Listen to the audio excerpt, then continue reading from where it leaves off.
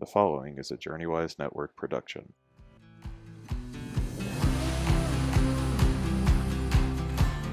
Hey friends, welcome to the JourneyWise podcast. I'm Shane Stanford.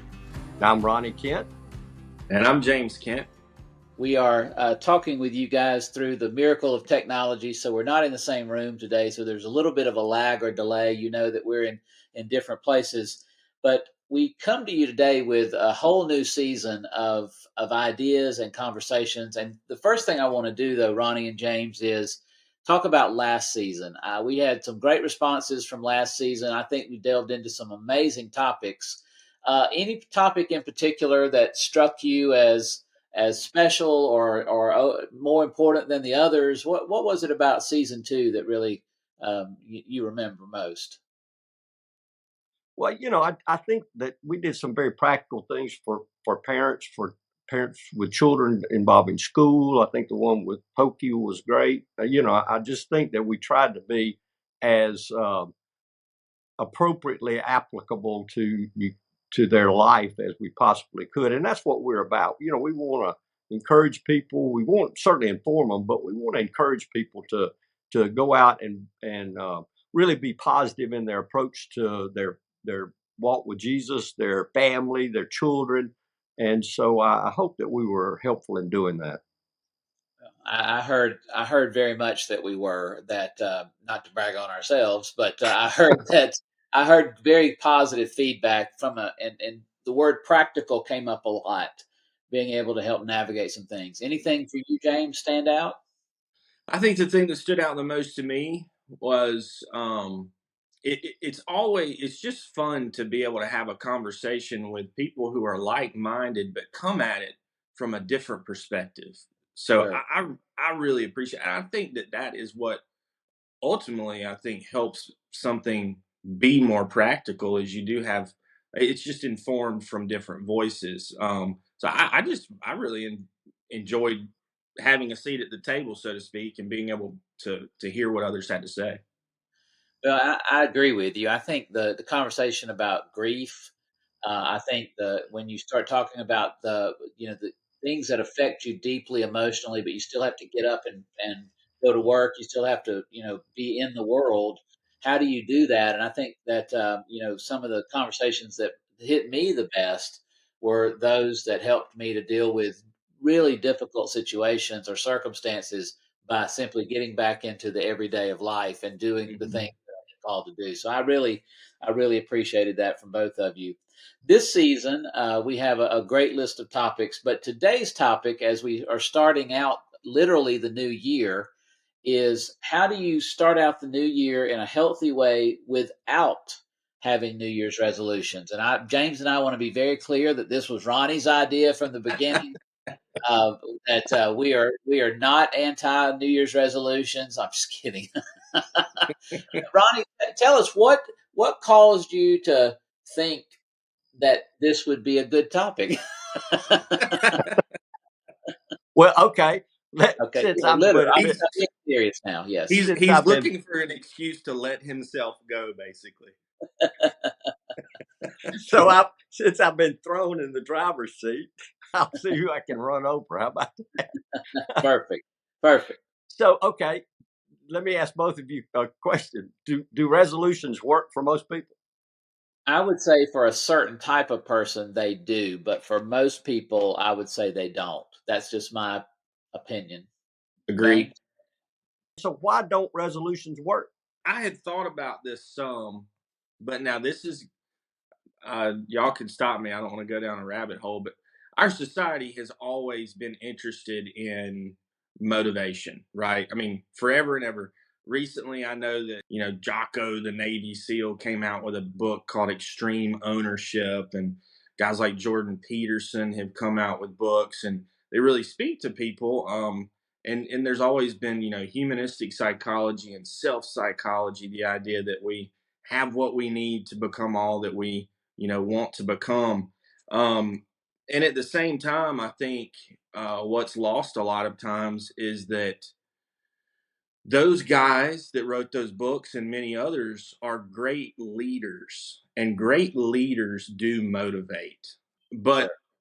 But I think that's why a lot of people start with a New Year's resolution or even buy these books that these people have written and see some good results, but maybe it doesn't create intrinsic change. Their identity doesn't change. Maybe it does, but again, for most, I don't think that happens. So in psychology, and I'll read something real quick. This is Psychology Today. Intrinsic motivation is a drive that comes purely from within. It's not due to any anticipated reward, deadline, or outside pressure. For example, people who are intrinsically motivated to run do so because they love the feeling of running itself, and it's an important part of their identity. Extrinsic motivation can increase motivation in the short term, but over time it can wear down or even backfire. By contrast, intrinsic motivation is powerful because it is integrated into identity and serves as a continuous source of motivation. And so I think this is where you're going, Dad.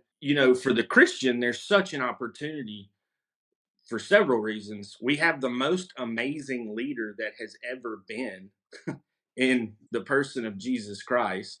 And so what we really need to do is dive into Jesus. And scripture tells us that he will then come alongside us through the work of his Holy Spirit, and he can change us intrinsically to become someone who literally thinks different. Dad and I were talking about Psalm 37:4, delight yourself in the Lord and he will give you the desires of your heart. And I think that verse means a couple of things. I think he will literally create new desires in you that line up with his desires for others and yourself. And then in other ways, things that you may want now, he'll change and you won't necessarily want the same things. And so I think that you need a great leader if you want to stay motivated, but you also need a leader capable of helping you create a new identity. And there's no better person than Jesus Christ, and there's no better helper than his spirit. So that was more than you asked for. Oh, that's Um, great. That's great. I do think that the root of the word resolution, resolved, is to me where the key is. That, that's why I think that for certain situations, someone who is resolved about something is the best way to address that. If they're needing to overcome a particular issue or circumstance or broken pattern in their life, finding the resolve to be able to address that, I think, is critical. What I think happens is that, just like anything, Ronnie, when we water down the whole point of what it means to be resolved. I mean, resolved means to be 150% committed to making the change and to beginning again. And what we've done is we've put it now on a keychain, and we've made it to where, oh, I can be resolved that I'm going to lose 50 pounds, but yet you still are eating Oreos every night at midnight, with nobody watching. And I think there's that juxtaposition as to why it's become almost farcical in some ways to have a New Year's resolution, because basically what you're learning is that any resolution worth having, you don't have to wait till New Year's in order to do it. What would you say to that? Well, I think that it's a mindset. That's those of you who've been around me recently know that's my new catchphrase. But I think it's so critical that we do appreciate that it's where our mind is set. And Paul tells us to set our mind on things above. A resolution, like you say, can be done at any time, but a true resolution comes from God's Spirit, just like James was saying, delight yourself in the Lord, will give you the desires of your heart. And so I think that when I first read that verse, I thought, man, this is it. I will just delight myself in God and he'll give me anything I want. And so, therefore my attic had a lot of stuff that ended up in it almost breaking the ceiling in, because I thought that I needed all these things that really I didn't. And so I think that as we abide, I think Jesus was real good in how to develop resolve, and that he said, "You abide in me, and I'll produce in you what you need for my kingdom to come in your life and in the life of the people around you." So yes, I think the resolve is not in particular resolutions, but the resolve is in the abiding. What do you think is the primary reason that we fall down in terms of those resolve in terms of our resolve? What is the issue that keeps us from moving into the next stage or the next step? Oh, it's that ugly word. It's that ugly three-letter word. It's called sin. And sin is usually followed by that ugly four-letter word, which is self. And I think that God, being the good shepherd, that as we start moving into areas that we think are green pastures, that we don't really see the snake lying in the tall green grass, he redirects us. And so I think a lot of times we have chosen poorly, just like Adam and Eve did. And when we choose poorly, I think God directs us, makes our path straight, you know. And I think that's where a lot of times our resolutions, we have just set our mind on things below, where I live, so that I can be, quote, happy. And I think God helps redirect us. Sometimes that's painful, but it's always profitable. Well, talk about, James, then. What is then a healthy process of life? If you're not constantly reestablishing your goals, if you're not reestablishing the resolve to do the things that are healthy, what then is there? What is a good pattern for someone to get in terms of, knowing the intersection when they need to be doing other things, better things for their life?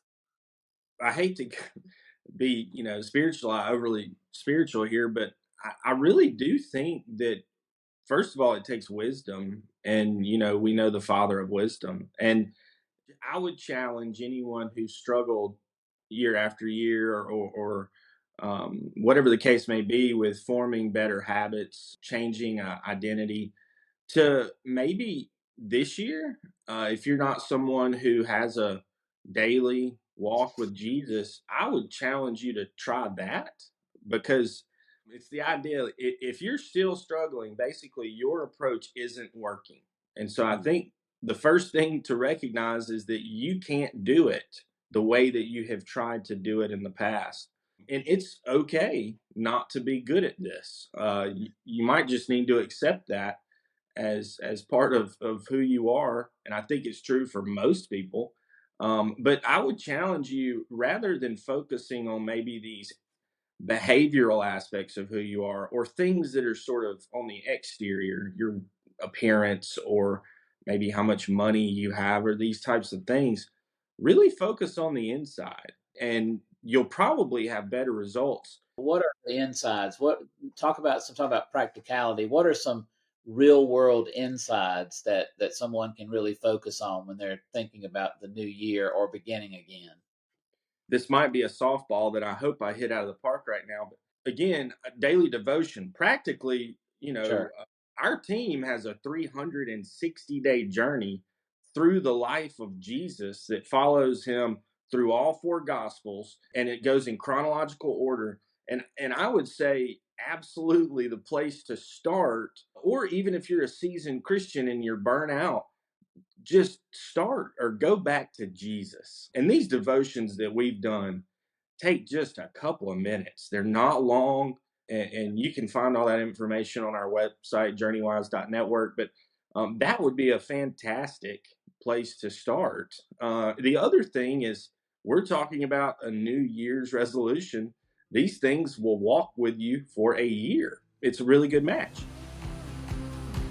Guys, I want to tell you about a project that we have been working on for a long time, and we are so excited that it is officially out in the world for you to get to be a part of. Yes. Shane, why don't you tell us a little bit about our newest book? Well, it's part of a Life Along the Way series. Jesus was referred to as the Way the first 200 years of the church, his life. And so how do you walk along the way with Jesus? What we've done is taken all four Gospels and the first chapter of Acts, we put them into chronological order, and they've come out into 360 devotionals. And so in 4 90-day devotionals, you can walk with Jesus every day in the same pattern and same that the Bible has it.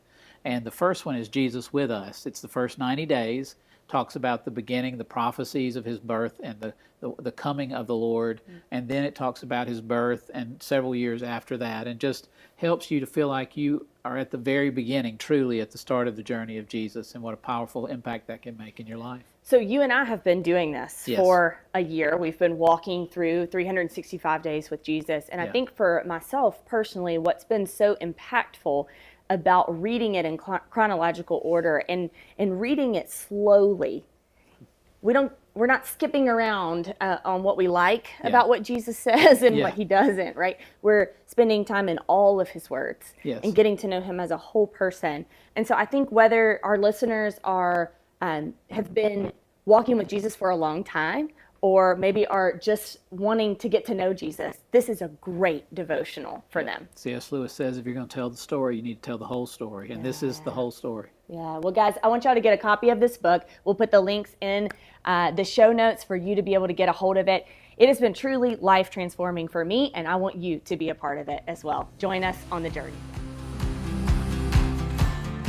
The hard part about being practical when it talks about internal change, that takes a lot of effort. You know, I've walked with people through therapy for sometimes more than a year. And that conversation takes a lot of time and energy and effort. And it's not as cut and dry as something like behavior. You know, like I'm going to work out Monday, Wednesday, Friday. It can be confusing. There can be psychological reasons it's more difficult for you, maybe based on your childhood, how in touch you are with your emotions. But the coolest thing, one of the coolest psychological things I've noticed about Jesus and walking with him and the work of the Holy Spirit, he can move someone through things better than therapy can. And they don't even have to really know how he did it. He just does it. Sure. Whereas the hard thing about therapy a lot of times is we're trying to figure out the whys and the what happens or what happened. And so that can make it really difficult. But the cool thing about Jesus is you can one day wake up because he asked you to abide. That's our effort in the situation. And that means just a daily, consistent effort to be with him as you go through life. Then he changes us. And it's like we're walking with him down this pathway and we realize, holy cow, I'm healthier. Yeah. And it's the magic, really, I think, of being with him. That's all I'll say for now. You can redirect me. Oh, let me mention one more thing. Yeah, sure. So Romans 12, 1 and 2, I think is helpful. You know, Paul's talking about, and that there's a tough scripture. I read it to Dad in 11. For God has bound everyone over to disobedience so that he may have mercy on them all. So one thing that we may fail to realize is that part of God's plan is that we struggle with things like New Year's resolutions. But it goes on, and Paul says, therefore, I urge you, brothers and sisters, in view of God's mercy. So the motivating factor there that we begin with is the goodness of God, his mercy. And then he tells us what to do in view of that goodness and mercy. Offer your bodies as a living sacrifice. And, you know, back then, the body was everything to them. However, he goes on to say, if you'll do this, basically, it's holy and pleasing to God, but it's also a spiritual act of worship. So your decision based on his mercy to give yourself to him wholly is a spiritual decision also.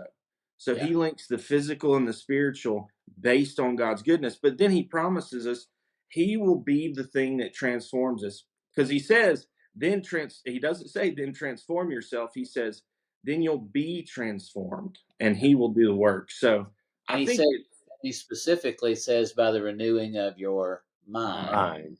And how important that is. I think for we Christians, we run over that a lot of times.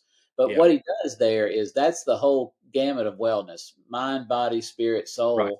And the importance of in that transition chapter there, which is arguably at the end of Paul's most important letter, he starts over again in chapter 12. That word "therefore" is very important in Paul's words. Anytime you would hear that word come out of Paul's mouth or pen, you knew there was something big about to happen here and something that was important. Do you think so start with Jesus, but what are the pitfalls? What are the things that people should be expecting that they're going to have to deal with whenever they're trying to start again? So let me just one quick thing, and then James can take off on this. But I know the people in our class on anxiety get tired of me saying this, but I think it really is so biblical too, and that is do it with somebody. Yes.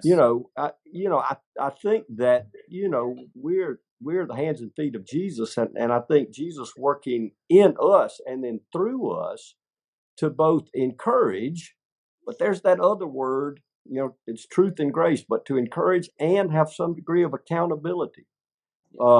If somebody just is an encourager, you tend to get prideful. If somebody's just an accountability partner, you tend to get depressed. One of the biggest resolutions people make is their weight. I mean, because we have an epidemic in our society, and so and I think they want it to happen immediately. What we want is a lifestyle change, and when you've got somebody walking with you, as you well know, Shane, I mean, you and I walked together for a long, long time, and we can hold each other accountable without harming because we know how much we love each other.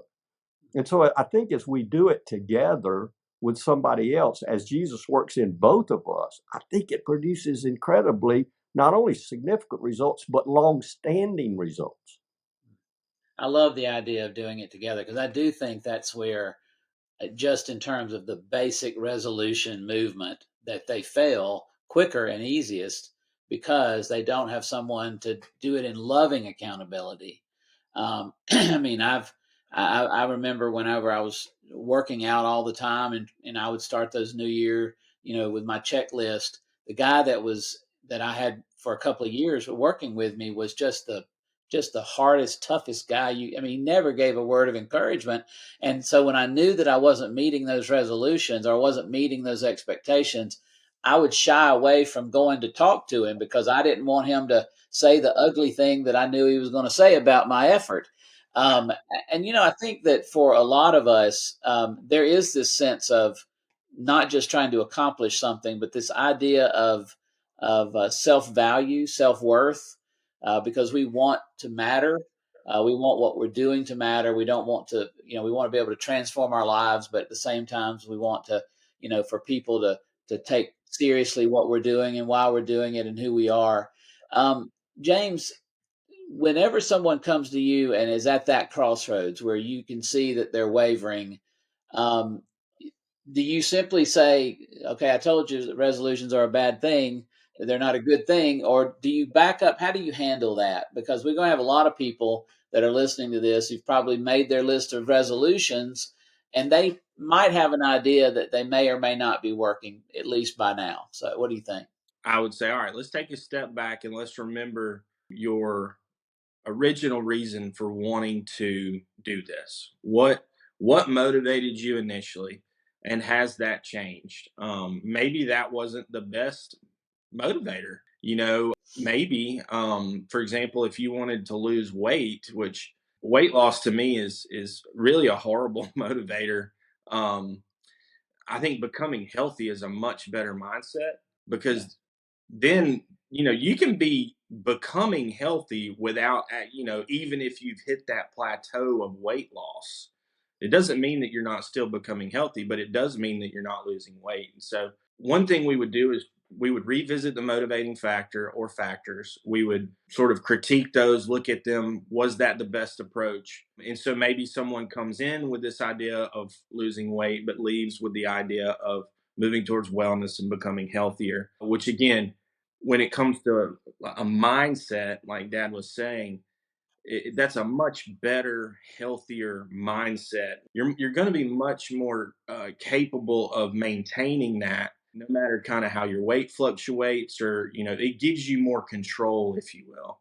Finding a purpose that's worthy of the effort, not just setting out, this is what I want to do, but knowing that there's a balance there between what's going to be required of you and what you're trying to change or transform in your life. Would you agree with that?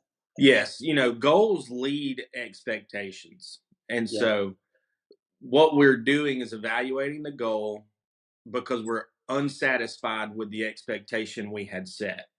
So it is normal go backwards, if you will, and reevaluate the goal. Maybe you need to change the goal so that your expectations change in your present moment. So we would do that. We would also take a look at what are you doing to reach that goal. It may be that what you're doing is not actually the best way to achieve it. So the mechanisms of action or your behavior, we might need to tweak that a bit. That's another thing we would do. You want to always talk about outcomes. All right, so we've evaluated the goal, we've changed up our expectations. What kind of outcomes have you had in the past? Well, I usually work out for 4 or 5 months and then I tend to fall off. The semester gets busy or life picks up with my small kids, and I just revert back to pulling through McDonald's. And okay, so that person needs more margin in their life. You need to create time and space so that you can maintain the goal. And I'll be honest, of all the things I think in this life that rob us of potential outcomes that God has for us, it's a hurried lifestyle. One of my mentors in the faith, Dallas Willard, he had a young pastor come to him and ask him, what is it that I need to do to be successful in life as a husband and father and pastor? And Dallas Willard told him something along the lines of, you should ruthlessly seek to eliminate hurry from your life. Yeah. Busy is a state of the body, hurry is a state of the mind. Yes. And I think that the reason we fail most of the time are the two things. One, a lack of community, like Dad said, and two, hurry takes over. And that could be hurry in the sense of our life pushing in on us, but it also could be we aren't satisfied, like delayed gratification. We're not satisfied with where we are and we want to be there faster. Because the data shows people typically fall off in their effort not long before they've almost created a new habit. And so it's really sad when you look at that data. They almost get there, but it's like they have to put for so much energy and effort, and it's just not easy that they kind of give up right before it was about to get easier. But we only have a few minutes left. So Ronnie, the person comes to you and they're like, okay, I wasn't able to do it again. What do you suggest for them? Not to, I've heard people say everything from, just wait till next year or go in and set some new resolutions. But I think you're going to say something different. What would you say to those people? That stress is enhancing. Hmm. That is a mindset. People want to avoid stress, and when I said this in our class, I got some deer in the headlight looks. But that is that and I know we're talking about weight loss, and that's just because it's the most common one. Your goal for weight loss should be hunger, okay? And people try to do things to avoid hunger. If you are producing hunger within yourself, if that is your goal, then that stress is actually enhancing your wellness. And so you should celebrate instead of trying to avoid that stress, instead of trying to avoid hunger. You say, I am going to do what I can to make myself hungry, because then I know I am accomplishing my goal. And that is a mindset. And believe it or not, mindsets are extremely motivating. And you think that's the craziest thing in the world, but it really does work. Studies have shown that if you can change your mindset as far as food is concerned, it actually produces a chemical within your body that causes you to be more satisfied. So basically, going all the way back around to the first, the thing that you need most in order to deal with weight loss issue is you need to create a sense of discomfort in one way that's a motivating factor, but yet we don't want the discomfort, and therefore we want to accomplish the goal without the effort. Is that and like James is saying, that's what wears you out, is trying to deal with that instead of trying to celebrate. When you start celebrating something, it actually gives you more energy. It gives you a desire to strive for that thing. So it's something that can be developed. Studies have definitely shown that. I've got a friend who recently has lost almost 70 pounds. He commented after he was at about 50 pounds, And really, most of it started with my brother-in-law and another guy invited him to come. They would just work out in one of their garages at night, a couple of nights a week. All dads with young kids, they just kind of made it work when they could. And this guy had now lost over 50 pounds, and he made the comment. He said, I never thought I'd say this, but I think I'm becoming addicted to working out. Huh.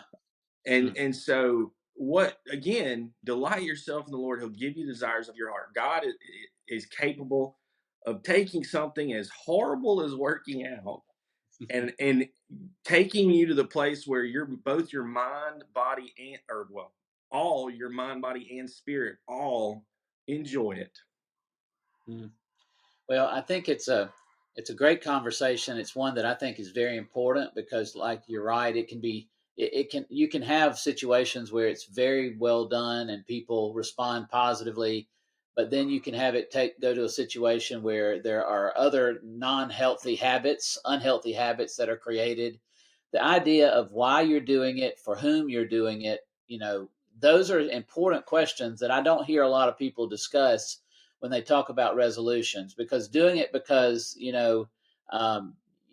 just because you want to fit back in your clothes, those are not bad.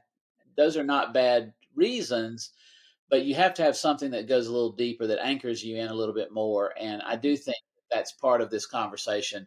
So yes, Ronnie, you're right. You don't have to have resolutions in order to move forward. In fact, I would think that Christ is the resolution. What he's done for us, how he wants us to live faithfully, mind, body, soul, and spirit, I do think becomes the impetus for why we do what we do. And if we can really center on that, I can tell you from my own personal example, when I could get to the point where I knew that why I was doing it, who I was doing it for, what the role was that Jesus wanted me to play in the process of it, not just in the result, but the process.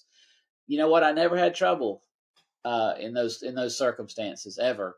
I pray that many people who are in this conversation right now will see that same power of Jesus in their life and in every aspect of what they do. All right. Well, friends, it's so good for you to join us. We thank you so much for all of the ways that we know that God is working in your life and working in the life of this ministry. I thank you, Ronnie and James, continuously for being on this journey together. So go into the world and be salt and light. You matter, friends. God bless you.